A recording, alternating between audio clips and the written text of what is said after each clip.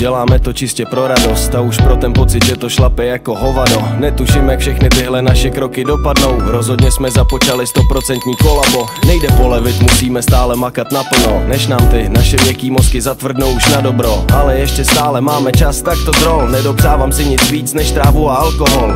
Přišla první věc a rychlej spát nabralo to. Děláme to seriózně a nejen tak na oko, aby jsme až nás jednoho dne pod zem zakopou měli dobrý pocit, že jsme zvládli to, co málo kdo. Jsem schopnej se celý den jen pozastavovat nad tím, jak mocně se dají český slova tvarovat. A kdybys viděl Davida, jak maká za bednama sám doma, je to jak vidět malovat Vincenta van Gogha. Ptáš se, proč děláme true school, pochop, mám to rád. Je to hudba, která zůstane v mém srdci na pořád. Má to náboj, má to atmosféru, má to spát. Není to nic přehnanýho, prostě tak akorát. Mám beaty šitý na míru, co víc si můžu přát. Dám ti maximum, co budu moc, cítím volnost psát. Povinnost, příležitost, nutnost hrát a posouvat limity ve svých textech dál. Resta fate, nechtěj tvoje slabý Nescafé. Dej nám 2 dvojitý presa, neboj se mi neskapem. A o to, kdy to skončí, se teď vůbec nestarej. Jednou přijde konec testament, ale dneska ne. Máme sílu, máme vůli, máme víru, máme vás. Věci potřebovali jen dozrát, už je správný čas. A teď tu svoji malou hromádku meteme k vám. Jestli to oceníš a nebo zahodíš, si vyber sám. Je to tady,